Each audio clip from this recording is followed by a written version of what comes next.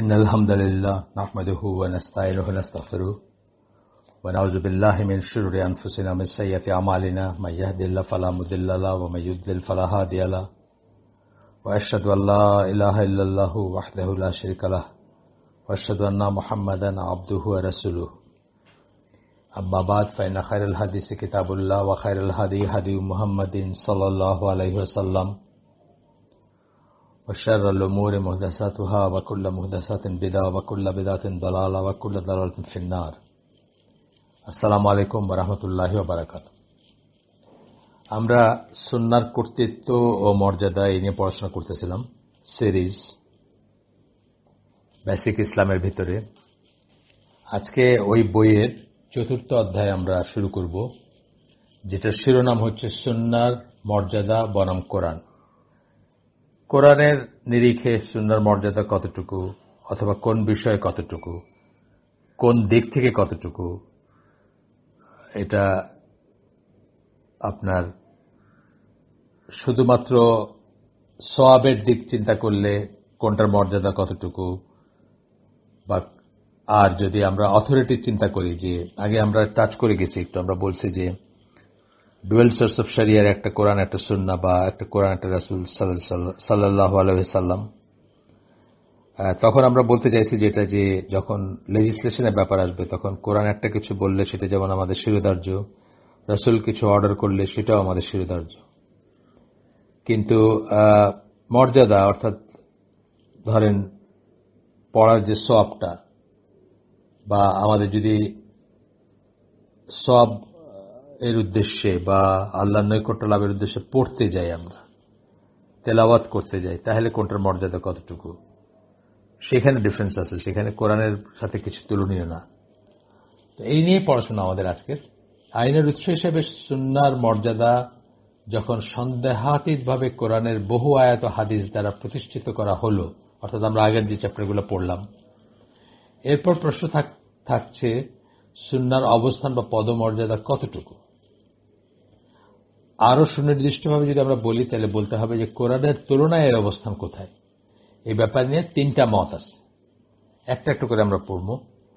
প্রথম মতটা হচ্ছে কোরআন সুন্নাহর উপর প্রাধান্য বা অগ্রাধিকার পাবে। এতে খুব স্বাভাবিক প্রচলিত যেটা চিন্তা, এটা ঠিকই আছে কথাটা, কিন্তু এটা একটা কন্ডিশনাল কথা। সব ব্যাপারে পাবে না, সব ব্যাপারে পাবে না, কিছু কিছু ব্যাপারে ইকুয়াল, আর অন্যান্য ব্যাপারে অবশ্যই কোরআন সুন্নাহর উপর প্রাধান্য পাবে বা অগ্রাধিকার পাবে। আমি যেটা বললাম, যে ধরেন ইবাদতের ব্যাপার হিসেবে পড়াটাকে ইবাদত, সেখানে বা তেলাওয়াত করাকে ইবাদত যখন চিন্তা করা হবে, তখন বহুল প্রচলিত মত হচ্ছে কোরআন সুন্নাহর উপর অগ্রাধিকার পাবে, অথবা অপর কথায় বলতে গেলে কোরআনের মোকাবেলায় সুন্নাহ দ্বিতীয় স্থানের মর্যাদা পাবে। এটা খুবই স্বাভাবিক একটাই, এটা আমরা জানতাম সবসময়, আনটিল ভেরি রিসেন্টলি। আমার কথা আমি বলতেছি, আপনাদের কথা জানি না। এই মতের সমর্থক, অর্থাৎ কোরআন প্রাধান্য পাবে, সেকেন্ড পজিশনে সুন্নাহ থাকবে, এই মতের সমর্থক হচ্ছেন প্রখ্যাত আইনতাত্ত্বিক বা উসুলি ইমাম আশ-শাতিবী। আশ-শাতিবী নামে যিনি পরিচিত, আল-ইতিসাম তার ফেমাস কাজ, বা আরো আছে, আরো অনেক কাজ আছে তার নাম আপনি একটা উসুল ফিকের বই বা ফিকের বই, অথবা এমনকি শিরক বিদআত এসব নিয়ে লেখাতে তার নাম আসবে না, এটা খুব রেয়ার কেস। আল সালাফিও এই মতকে সমর্থন করেন। আল সালাফি মানে এটা জাস্ট লকব হিসাবে বলা হচ্ছে, তার পুরা নাম হচ্ছে মোহাম্মদ লুকমান আল সালাফি, বা মোহাম্মদ লুকমান আস সালাফি হবে আর কি। উনি এই মতের অনুসারী। ইনি হচ্ছেন আমাদের সময়কার লুকমান আস সালাফি, আর ইমাম শাতিবী হচ্ছেন আগের যুগের মানুষ। আস সালাফির বই থেকে একটা উদ্ধৃতি আছে এখানে। মর্যাদার দিক দিয়ে উদ্ধৃতিটা পড়তেছি আমরা হুবহু। মর্যাদার দিক দিয়ে শরিয়ার অনুশাসনের উৎস হিসাবে ব্যবহার করতে চাইলে যে কেউ কোরআনের তুলনায় সুন্নাহ, মাফ করবেন, আবার পড়ি আমি।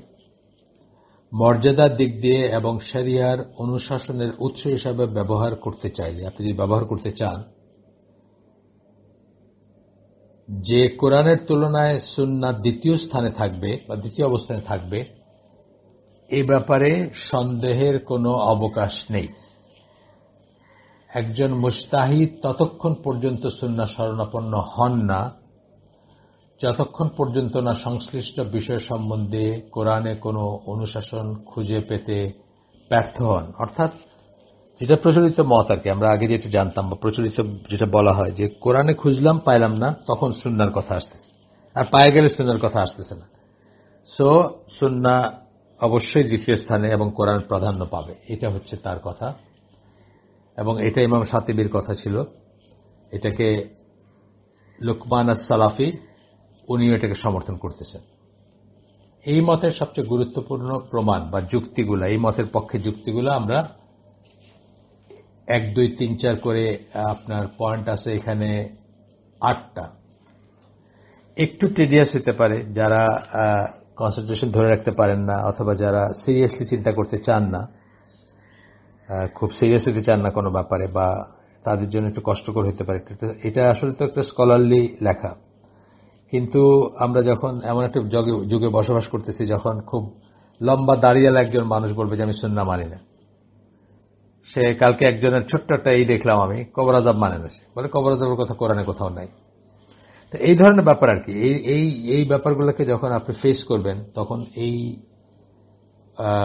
এই তথ্যগুলা জানাটা আপনার জন্য খুব জরুরি। এবং এটা ফেস করবেন যে শুধু আপনি যদি ডিবেট করতে যান বা আপনি যদি দায়ী হন তাইলেই না, আপনি ঘরেও আপনি ফেস করতে পারেন। আপনার ছেলে ওয়ান ফাইন মর্নিং বলতে পারে যে আমি সুন্নাহ মানি না, কোরআনে যেটা আছে এটা ঠিক আছে, সুন্নাহ যেটা এটা অব্লিগেটরি না, বা এটা মানবো না আমি, বা এটা ইম্পর্টেন্ট না, এরকম বলতে পারে। আমাদের আত্মীয় স্বজনের ভিতরে আছে না, সবাই পরিচিত কেউ না কেউ পাবেন যারা কোরআনিয়ন বা কোরআন অনলির খপ্পরে পড়ছে। আচ্ছা, 1 নম্বর পয়েন্ট, কোরআন হচ্ছে এক অলৌকিক নিদর্শন যার ব্যাপারে গোটা মানব জাতিকে চ্যালেঞ্জ করা হয়েছে। সম্ভব হলে তারা এর সমতুল্য কিছু উপস্থাপন করার চেষ্টা করে দেখুক। কথা সত্য, অলৌকিক নিদর্শন, এবং মানুষকে চ্যালেঞ্জ করা হয়েছে। একটা সূরার চ্যালেঞ্জ করা হয়েছে যে একটা সূরা এর মতো প্রডিউস করুক। একটা সূরা মানে শর্টেস্ট সূরা কি, সূরা আসর বা সূরা নাসর, এই ধরনের ছোট্ট সূরাও একটা প্রডিউস করে দেখাক মানুষ। কিন্তু সুন্নাহর ব্যাপারে এমনটা ঘটে নাই। সুন্নাহর ব্যাপারে কিন্তু এটা বলা হয় না যে একটা হাদিস কেউ প্রডিউস করে দেখাক বা এই চ্যালেঞ্জ করা হয় নাই। আল্লাহ তার ডিভাইন উইজডমে জানতেন যে মানুষ হাদিস বানাবে, হাদিস জাল করবে, এবং সেটার জন্য তার উনি প্রোটেকশন রাখছেন, ব্যবস্থা রাখছেন। আমরা দেখব পরে, সেটা নিয়ে কথা আসছে পরে। কেবল এই ব্যাপারটাই কোরআনের উৎকৃষ্টতার প্রমাণ রাখে, যার নিহিতার্থ হচ্ছে এই যে কোরআনের অবস্থান সুন্নাহর উপরে ও সুন্নাহকে ছাড়িয়ে। ইয়েস, অ্যাজ এ মানে স্ক্রিপচার, বা আগেই বলছি আমি যে মানে আপনি যদি রিসাইট করা, তেলাওয়াত করা, সংরক্ষণ করা, বা আল্লাহর কথা, সোজা কথা, সেই হিসাবে তো কোরআনের একটা ইউনিক মর্যাদা আছে যেটা সুন্নাহর নাই। সত্যি কথা, এটা ঠিক আছে। এটা কিন্তু আমরা কিন্তু এখানে চিন্তা করতেছি, আমরা যে জিনিসটা প্রতিষ্ঠা করতে চেষ্টা করতেছি বা যে জিনিসটা নিয়ে এত পড়লাম, সেটা কিন্তু এই হিসাবের মর্যাদার কথা বলা হয় নাই। বলা হয়েছে উসুল ফিকের পয়েন্ট অফ ভিউ থেকে, অর্থাৎ লেজিসলেশন বা আইন প্রণয়নের ব্যাপারে যদি আমরা কিছু একটা সুন্নায় পাই এবং কোরআনে পাই, এবং যেটা সুন্নাতে আল্লাহ রাসূল নিষেধ বা আদেশ করছেন, ইম্পারেটিভ অথবা নেতিবাচকভাবে মানে নাবাচকভাবে নিষেধ করছেন, ডোন্ট ডু ইট, এরকম অর্ডার করছেন, সেই জিনিসগুলোর যে মর্যাদা, সেই জিনিসগুলোর যে গুরুত্ব, সেই জিনিসগুলোর যে স্ট্যাটাস, আর কোরআন যখন কোনো একটা কিছুকে করতে বলছে অথবা নিষেধ করছে, এই দুইটা স্ট্যাটাসের ভিতরে কোনো পার্থক্য নাই। সেটাই কিন্তু আমাদের ইন্টারেস্টের জায়গা। আমাদের ইন্টারেস্টের জায়গা অলৌকিক অরিজিন বা আল্লাহর কাছ থেকে আসছে, সেটা নিয়ে কোনো প্রশ্ন নাই। 2 নম্বর পয়েন্ট, কোরআনের সবটুকুই হচ্ছে মুতাওয়াতির এবং কাতঈ আস-সাবুত। কাতঈ আস-সাবুত কথাটা মানে হচ্ছে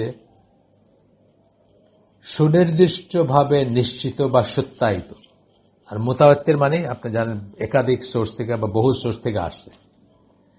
এক্ষেত্রে মুতাওয়াত্তির অর্থ দাঁড়ায় এই যে কোরআনের বিষয়াবলী এমনভাবে এবং এত বেশি সংখ্যক লোকের মাধ্যমে বর্ণিত হয়েছে, কোরআনের আয়াতগুলো আসছে যখন কালেকশন করা হয়েছে, এত বেশি সংখ্যক মানুষ এটা সাক্ষী ছিলেন, হাফেজ ছিলেন, মুখস্থ জানতেন, তাদের সবার একই ভুল করার অথবা কোন রকম জালিয়াতির ব্যাপারে একমত হওয়ার সম্ভাবনা নাই।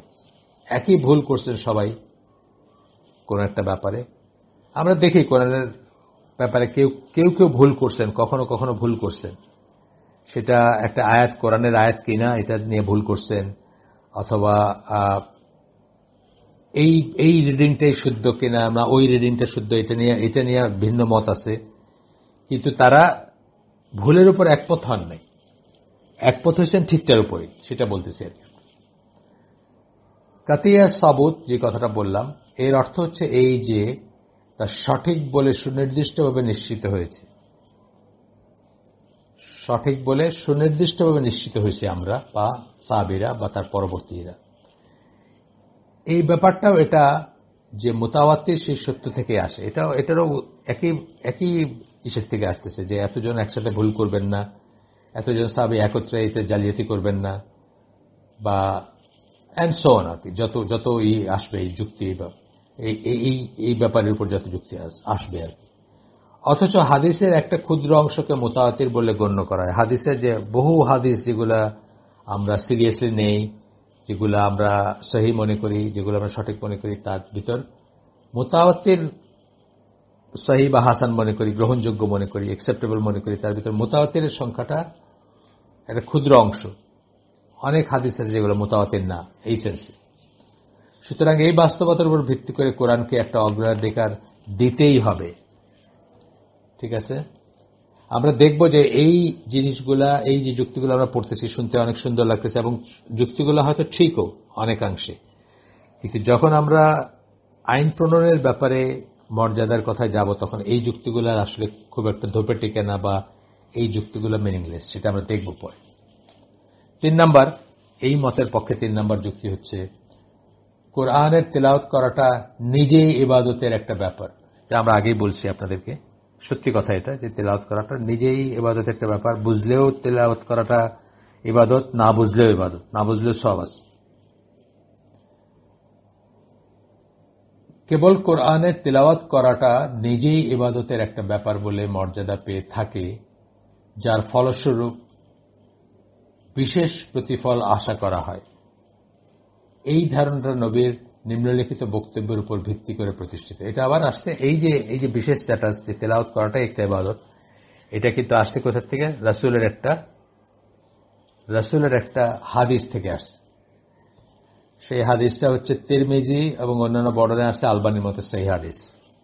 আল্লাহ রাসূল কি বলতেছেন যে আল্লাহর কিতাবের একটি হরফ পাঠ করি, এটা কথা আমরা এমনিতে বলছি আপনাদের, এখন টেক্সটটা পড়তেছি আমরা, যে আল্লাহর কিতাবের একটি হরফ পাঠ করে তার পক্ষে একটি সৎকর্ম লিপিবদ্ধ হয় এবং প্রত্যেকটি সৎকর্মের জন্য গুরুত্বপূর্ণ প্রতিফল পাওয়া যাবে। আমি বলছি না যে আলিফ লাম মিম একটি হরফ, বরং আলিফ একটি হরফ, লাম একটি হরফ এবং মিম একটি হরফ। অর্থাৎ আলিফের জন্য প্রতিদান আছে, লামের জন্য প্রতিদান আছে, মিমের জন্য আছে। আলিফ লাম মিম তিনটা মিলে একটা হরফ না। অত্যন্ত ইম্পর্টেন্ট একটা কথা, যেটা থেকে আমরা বুঝলাম যে ইয়েস, এই কথা সত্যি যে এটা তেলাওয়াতি একটা অ্যাক্ট অফ ওয়ারশিপ, ঠিক আছে। কিন্তু তাতেও হাদিসের তেলাওয়াত যদি অ্যাক্ট অফ ওয়ারশিপ নাও হয়, কিন্তু তাতে লেজিসলেশনের ব্যাপারে, আইন প্রণয়নের ব্যাপারে কিন্তু হাদিসের মর্যাদা ক্ষুণ্ণ হবে না, আমরা দেখব পরে। 4 নাম্বার, নিম্নলিখিত হাদিসে আমরা দেখতে পাই যে সুন্নাহ নিজেই এটা প্রমাণ করে যে কোরআন সুন্নাহর উপর অগ্রাধিকার দাবি রাখে। একটা হাদিস পড়বো আমরা, যেখানে আমরা বুঝবো বা জানবো যে কোরআন সুন্নাহর উপর অগ্রাধিকারের দাবি রাখে। হাদিসটা আমরা পড়ি এবং খেয়াল করে শুনবো। আমরা যারা শুনতেছি তারা ইনশাআল্লাহ খেয়াল করে শুনবো, ওয়ার্ডিংগুলো খেয়াল করব। মুয়াজ বিন জাবল রাদিয়াল্লাহু আনহু এর সঙ্গীদের ভিতর হিমসের ব্যক্তিদের বর্ণনায় পাওয়া যায়। যখন রাসূল সাল্লাল্লাহু আলাইহি সাল্লাম মুয়াজকে ইয়েমেনে পাঠাতে চাইলেন, তখন বললেন, রাসূলের কথা এখন কোট করতেছি আমরা, তোমার কাছে যখন বিচারের জন্য কোনো একটা বিষয় উপস্থাপন করা হবে, তখন তুমি কিভাবে বিচার করবে? প্রশ্নবোধক চিহ্ন। মুয়াজ রাদিয়াল্লাহু আনহু উত্তর দিয়েছিলেন, আমি আল্লাহর কিতাব দ্বারা বিচার করব। তিনি অর্থাৎ নবী সাল্লাল্লাহু আলাইহি সাল্লাম তখন বললেন, আর তুমি যদি তা আল্লাহর কিতাবে না পাও, তখন আল্লাহর কিতাব দিয়ে বিচার করার কথা বললেন। আর রাসূল তখন জিজ্ঞেস করে, যদি না পাও সেখানে তাহলে কি করবে? যেটা আমরা প্রচলিত মত, সেটা কোথা থেকে আসলো সেটা আমরা বুঝবো ইনশাআল্লাহ এই হাদিস শেষ করলে। তিনি অর্থাৎ মুয়াজ রাদিয়াল্লাহু আনহু উত্তর দিলেন, তখন আমি আল্লাহ রাসূলের সুন্নাত দ্বারা বিচার করব।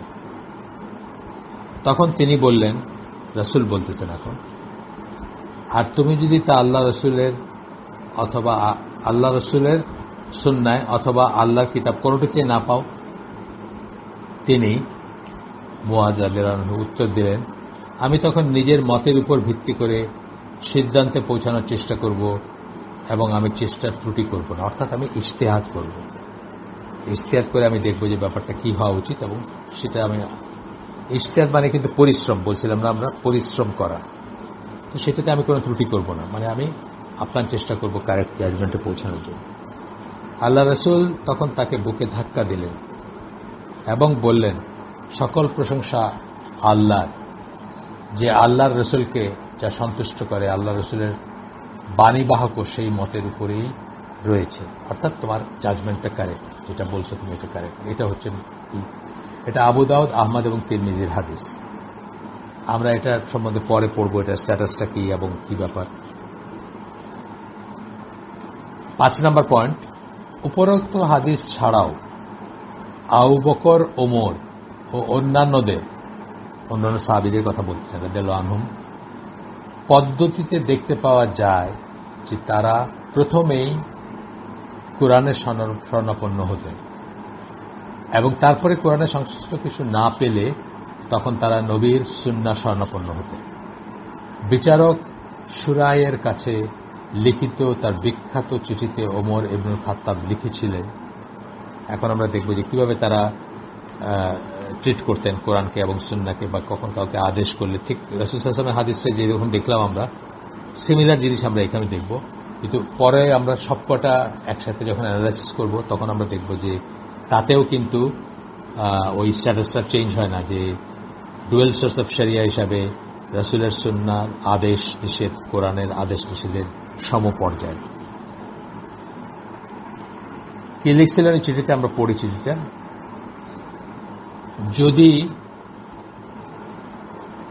যদি তোমার কাছে এমন কোনো ব্যাপার আসে যে সম্বন্ধে আল্লাহর কিতাবে, তবে সে সম্বন্ধে আল্লাহর কিতাব অনুযায়ী বিচার করো। বিচারককে বলতেছেন, অর্ডার করতেছেন বা আদেশ করতেছেন বা দিক নির্দেশনা দিচ্ছেন। তোমার কাছে যদি এমন একটা ব্যাপার আসে যা আল্লাহর কিতাবে নেই, তবে রাসূলের প্রতিষ্ঠিত পদ্ধতি অনুযায়ী তার বিচার করো। উদ্ধৃতিটা এখানে শেষ। ইবনে মাসউদ রাদিয়াল্লাহু আনহু এবং ইবনে আব্বাস রাদিয়াল্লাহু আনহু সূত্র থেকে একই ধরনের বক্তব্য লিপিবদ্ধ রয়েছে। এখানে দিচ্ছেন কোন বই থেকে? মোহাম্মদ লুকমান আস-সালাফি, যার কথা বললাম, তার বই থেকে উদ্ধৃত। 6 নম্বর পয়েন্ট, এই মতের পক্ষে 6 নম্বর যুক্তি, কোরআন হচ্ছে সেই বিষয় যা সুন্নাহর মর্যাদা প্রতিষ্ঠিত করে। আমরা এতদিন যা পড়ছি তার ভিতর সুন্নাহ যে খুব গুরুত্বপূর্ণ জিনিস, সেটার দলিলটা, আমরা মেইন দলিলটা কোথা থেকে আসছে? কোরআন থেকে আসছে। সুতরাং সুন্নাহ হচ্ছে ফারক বা ফুরু, যেটাতে বলি আমরা, ফুরু বলি না, শাখা প্রশাখা, ফারক অর্থাৎ শাখা, এবং আসল বা মূল, আসল বা মূল। আর কি আসল বা মূল কি হচ্ছে? আসল বা মূল কি হচ্ছে? কোরআন। তাহলে আসল যেটা বা মূল যেটা, সেটা শাখার উপর প্রাধান্য পায়। যেহেতু সুন্নাহ যে আমাদের জন্য পালনীয়, অনুসরণীয়, এটার দলিলটা, এটার মর্যাদাটা দিচ্ছে আমরা কোথা থেকে পাই? কোরআন থেকেই পাই। তাহলে কোরআনটা হচ্ছে মূল, আর এটা হচ্ছে তার অনুসিদ্ধান্ত। তাহলে অনুসিদ্ধান্ত বা শাখা যেটাকে বলতেছেন, শাখার উপর মূলটা প্রাধান্য পায় মূল জিনিসটা। ঠিক আছে, এই যুক্তিটাও ঠিক আছে, কিন্তু আমরা দেখব যে এগুলো কোনোটাই আমাদের সেই অ্যাজামশনে কোনো চেঞ্জ আনে না, যেখানে আমরা অ্যাজিউম করি যে আইন প্রণয়নের ব্যাপারে কোরআন এবং সুন্নাহ একই মর্যাদা সম্পন্ন। 7 নম্বর, নবীর কাছ থেকে যা এসেছে তা তার নিজের ইজতিহাদের ফলাফলও হতে পারে। নবীর কাছ থেকে যেটা আসছে, অফকোর্স দিনের ব্যাপারে কথা আসতেছে, ব্যক্তিগত মত যেটা মানুষ হিসেবে সেটার কথা আসতেছে না। তো বলতেছেন যে এটা তো তার ইজতিহাদও হইতে পারে, এটা আল্লাহর কাছ থেকে আসছে বা সরাসরি ওয়াহি বা আল্লাহ কর্তৃক কারেক্টেড বা নির্ভুল, আল্লাহর কালাম যেরকম নির্ভুল সেরকম নাও হইতে পারে। এটা একটা যুক্তি আর কি রয়েছে, আর তাই তাতে ভুল ত্রুটি থাকতে পারে। এইখানে ফুটনোটে বলতেছেন রাসূল সাল্লাল্লাহু আলাইহি ওয়াসাল্লাম আদৌ কখনো ইজতিহাদ করেছেন কিনা তা নিয়ে উসুলুদের মতপার্থক্য রয়েছে। অর্থাৎ সমস্তটুকুই দিনের ব্যাপারে যা বলছেন সমস্তটুকুই ওয়াহি, এখানে ইজতিহাদের কোনো ব্যাপার নাই। আদৌ ইজতিহাদ করছেন কিনা এটা নিয়ে মতপার্থক্য আছে। সুতরাং কেউ সেটাকে কোরআনের সমপর্যায়ের বলে মনে করতে পারে না। এই যুক্তিটা হচ্ছে যে ইজতিহাদ করে থাকতেও পারেন, তাতে যদি কোনো ভুল ত্রুটি থাকে তাহলে এটা কোরআনের সমপর্যায়ের বলে করতে পারে না। আমরা দেখব যে এটাও ধোপে টিকবে না। 8 নম্বর পয়েন্ট, এই মতের পক্ষে সুন্নাহ হচ্ছে, সুন্নাহটা কি সেটা বলতে গিয়ে আরেকভাবে দেখতেছে সুন্নাহটাকে। সুন্নাহ হচ্ছে হয় কোরআনের একটা ব্যাখ্যা অথবা কোরআনের অনুশাসনের অতিরিক্ত কোনো বিষয়, আইদার একটা ব্যাখ্যা অথবা কোরআনের অনুশাসন যেগুলো আছে তার চেয়ে বেশি অতিরিক্ত একটা জিনিস। যদি সেটা ব্যাখ্যা হয়ে থাকে তবে তো তা যেটার ব্যাখ্যা করছে তার পরেই তার অবস্থান হওয়ার কথা। যদি ব্যাখ্যাই হয়ে থাকে তাহলে তো মেইন জিনিসটার পরেই তার অবস্থান হবে। মেইন জিনিসটাই তো হচ্ছে সলিড জিনিস, আর ব্যাখ্যাটাতে কারণ আমরা নিজেদের মতো করে এটা বোঝানোর চেষ্টা করি, বা যে ল্যাঙ্গুয়েজে সহজে কেউ বুঝবে সেই ল্যাঙ্গুয়েজটা দিয়ে বোঝানোর চেষ্টা করি, তাহলে তো মেইনটাই প্রাধান্য পাবে। এই কথাটাও কিন্তু যুক্তি আছে, যুক্তি নাই, এই যুক্তি আছে বলে এই কথাগুলো আলোচিত হচ্ছে এখানে। কখনো যদি যে বিষয়টা ব্যাখ্যা করা হচ্ছে সেটাকে বাদ দেওয়া হয় তবে ব্যাখ্যাটা বাদ পড়ে যায়। ধরেন কথার কথা কোরআনের একটা আয়াত যেটা আল্লাহ রাসূল সাল্লাল্লাহু আলাইহি ওয়াসাল্লাম ব্যাখ্যা করছেন, সেই আয়াতটাই কখনো মানসুখ হয়ে গেছে, আরেকটা আয়াত আসার পরে সেটা অ্যাব্রোগেটেড হয়ে গেছে, তাহলে তো রাসূলের ব্যাখ্যাটা বাদ পড়ে গেল, ওইটা তার ব্যাখ্যার আর কোনো অর্থ থাকলো না। এই সেন্সটা এতে বলতেছেন কথা, যে যেটার ব্যাখ্যা করতেছেন সেটাই আসল কথা, যা ব্যাখ্যা করতেছেন যেভাবে ব্যাখ্যা করতেছেন এটা তো পরবর্তীতে আসলো, সুতরাং ওইটা যদি কখনো বাদ পড়ে তাহলে এটা বাদ পড়ে যাবে, এই কথাটা বলতেছেন। কিন্তু যদি ব্যাখ্যাটিকে বাতিল করা হয় তবে তার ফলে যে বিষয়টা ব্যাখ্যা করা হচ্ছে সেটা আপনা আপনি বাতিল হয়ে যায় না। মূলটা বাতিল হলে ব্যাখ্যাটা বাতিল হয়। কিন্তু ধরেন আল্লাহ রসুলের কথা বলতেছেন, আমরা জেনারেল কথা বলতেছি যে তারপরে আল্লাহ রসুলের কথা আসতেছি যে কোনো একটা জিনিস আপনি ব্যাখ্যা করলেন, আপনি তফসির করতে গিয়ে হইতে পারে, অথবা এমনি দুনিয়াবী লাইফেরও কোনো একটা সেন্টেন্স, কারো একটা সেন্টেন্স আপনি ব্যাখ্যা করলেন, ব্যাখ্যা করে বুঝলেন যে আপনার ব্যাখ্যাটা ভুল হয়েছে, যে ওয়েতে আপনি করছেন এটা বোঝানো হয় না এটা, তাইলে কি হয়? ব্যাখ্যাটা বাতিল পড়ে কিন্তু মূলটা কিন্তু বাতিল পড়ে না। এই পয়েন্টটা করতে চাচ্ছে না। এটা আল্লাহ রাসূলের ব্যাপারে হওয়ার কোনো চান্সই নাই, আমরা দেখব পরে, বা বিকজ মন গড়া কিছু বলতেন না, নিজের থেকে কোনো কিছু ব্যাখ্যা করতেন না। আর যদি কখনো কোনো ভুল করেও থাকেন, আমাদের বিশ্বাস, আকীদা বিশ্বাস অনুযায়ী সেটা আল্লাহ সিদ্ধ করে দিয়েছে।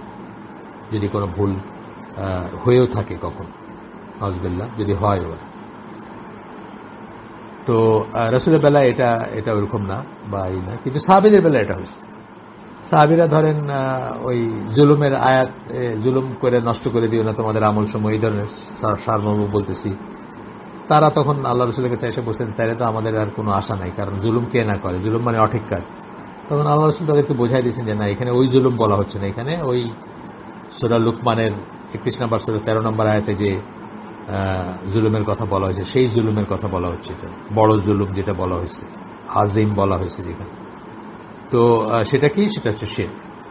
তো সাহাবীদের হয়েছে এরকম ভুল যে তারা একটা জিনিস চিন্তা করছেন, ব্যাখ্যা মনে করছেন, সেটা আসলে ব্যাখ্যা না, ব্যাখ্যা অন্য। এবং ধরেন কথার কথা যে তাদের ব্যাখ্যাটা বাতিল হলো, কিন্তু কোরআনের আয়াত কিন্তু বাতিল হয়ে যায় না। তো এটা যদি রাসূলের বেলায় আমরা প্রয়োগ করতে চাই তাহলে যা দাঁড়াবে, কিন্তু রাসূলের বেলায় সেটার স্কোপ নাই বললেই চলে, বিকজ উনি মন গড়াভাবে কিছু ব্যাখ্যা দিতেন না। আর কখনো যদি কোনো রকম ভুল করে থাকেন দিনের ব্যাপারে, আল্লাহ সেটা শুধরায় দিয়েছেন। এটা হচ্ছে আমাদের আকীদার অংশ। সকল নবী মাসুম, তারা ভুলের ঊর্ধ্বে এই সেন্সে যে আল্লাহ তাদেরকে প্রোটেক্ট করছেন, ডিভাইনলি প্রোটেক্টেড ফ্রম এরর্স। আর কোরআনে যা পাওয়া যায়, সুন্নাহ যদি তার অতিরিক্ত একটা বিষয় হয়, এখন কোরআনে যেসব আছে তার বাইরে ধরেন একটা সুন্নাহ আসলো, যেমন আমি বলছি দাড়ি রাখা, যেমন আমরা জানি যে আপনার জাকাতুল ফিতরা দেওয়া, যেমন আমরা জানি যে খালাবঞ্জি এবং ফুফু ভাইজিকে বিয়ে করা যাবে না, এগুলো সব কি অতিরিক্ত বিষয়, কোরআনের নাই কিন্তু অতিরিক্ত। তবে কোরআনে যখন ওই সংশ্লিষ্ট বিষয় খুঁজে দেখা হয় এবং দেখা যায় যে কোরআনে সে সম্বন্ধে কিছু নেই, তখনই কেবল সুন্নাহ শরণাপন্ন হওয়ার কথা আসে। তো বলতেছেন যে এই বিষয়গুলোও কোরআনে যখন খুঁজে হয় যে এগুলো আছে নাকি কোরআনে, দেখা যায় যে নাই, তখনই সুন্নাহ শরণাপন্ন হওয়ার বিষয় আসে। অর্থাৎ ধরেন কারো দাড়ি রাখা নিয়ে মনে প্রশ্ন জাগলো, সে তখন কোরআন ঘাঁটতে শুরু করলো, দেখলো যে না, কোরআনে তো দাড়ি রাখার কথা কোথাও নাই, আচ্ছা এখন সুন্নাহ দেখি আছে কিনা। এই সেন্সটা বলতেছেন বা ওনারা এই যুক্তিগুলো বলতেছেন। আবারও এ থেকেই দেখা যাচ্ছে যে কোরআন সুন্নাহর আগে আসে। এখান থেকে বলতেছেন যে তাই কোরআন অগ্রাধিকার পায় বা কোরআন আগে আসে, প্রথমে কোরআন তারপরে সুন্নাহ, এই কনসেপ্টের কথা বললেন। কোরআন 1 নম্বর এবং 2 নম্বর জায়গায় সুন্নাহর অবস্থান। এই মতের উপর আমরা সমস্ত যুক্তিগুলো পড়লাম। এইটার উপর মন্তব্যটা আমরা আজকে পড়ব না, কারণ আমরা মনে রাখতে পারবো না, অনেক বড় হয়ে যাবে, মনে রাখতে পারবো না, এবং আমি মনে করতেছি যে আপনারা বেনিফিটেড হবেন না। এইটা আমরা ডিটেলসে খুঁটে খুঁটে দেখে দেখে পড়া উচিত আমাদের, যাতে আমাদের কোনো না হয়। ওইখানেও 8টা মন্তব্য করা হয়েছে 8টা যুক্তির উপরে, সেটা আমরা আগামী দিন পড়ব ইনশাআল্লাহ। আজকের জন্য আমরা আমাদের আয়োজন এখানে শেষ করে দিব। সুবহানাকা আল্লাহুম্মা বিহামদিকা আশহাদু আল্লা ইলাহা ইল্লা আনতা আস্তাগফিরুকা ওয়া আতুবু ইলাইক। আমরা যা শুনলাম তার মধ্যে ভালো কিছু শুনে থেকে সমস্ত প্রশংসা আল্লাহর, খারাপ কিছু শুনে থেকে সমস্ত ব্যর্থতা আমার, এবং সেটা শয়তানের তরফ থেকে। আল্লাহ আমাদেরকে তৌফিক দেন আমরা যা ভালো শুনলাম তার উপর আমল করার, সেগুলো মনে রাখার, সেগুলো বোঝার। আসসালামু আলাইকুম ওয়া রাহমাতুল্লাহি ওয়া বারাকাতুহু।